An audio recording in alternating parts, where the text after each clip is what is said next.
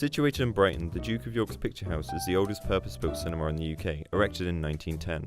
From individual owners to larger conglomerates, the location has gone through numerous phases.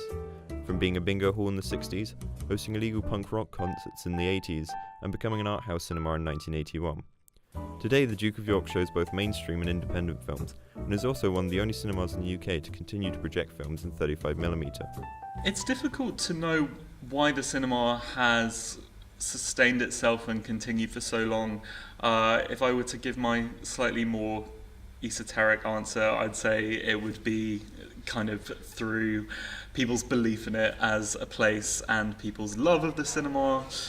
This is something that I honestly have experienced with so many people who have fond memories of coming here, people that have dedicated their lives to this space. The films are better, they have more independent films because you have sofas upstairs and because you can take a beer into the auditorium.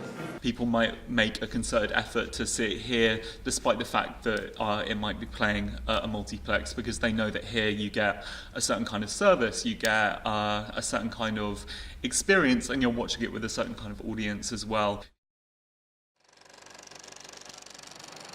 I've worked here for 37 years, so this is my 38th year. I started in 1980 because the Duke of York's has got such a following and a good name in the cinema business. Even if you go anywhere to other cinemas in the country and you mention the Duke of York, everyone will know what you're talking about.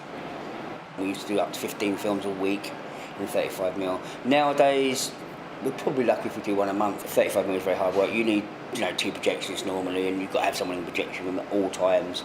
You can't leave film like you can with digital to sort of kind of run on its own. It's too dangerous. 35mm was the standard format that films were screened in until about 2007, when basically overnight everything went digital and lots of projectionists actually lost their jobs. There are people that like the depth of the picture, they like the crackling that you get, they like the colours that you get with 35mm.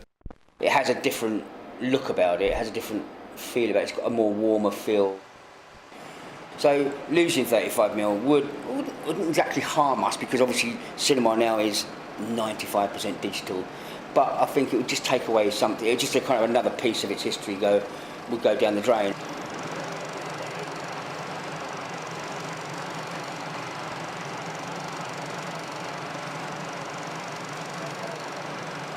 There's been very low points in the 80s where we nearly closed down and I could have lost my job. But look, mostly high. I've mostly got good memories of cinema throughout.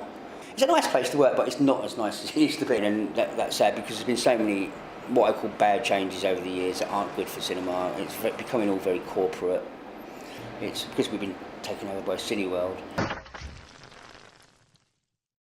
Since Cineworld, a mass multiplex cinema chain, became the new owners in 2012, anxieties have been raised about the cinema's loss of identity, independence, and the art of 35mm. But the Duke of York's marches on.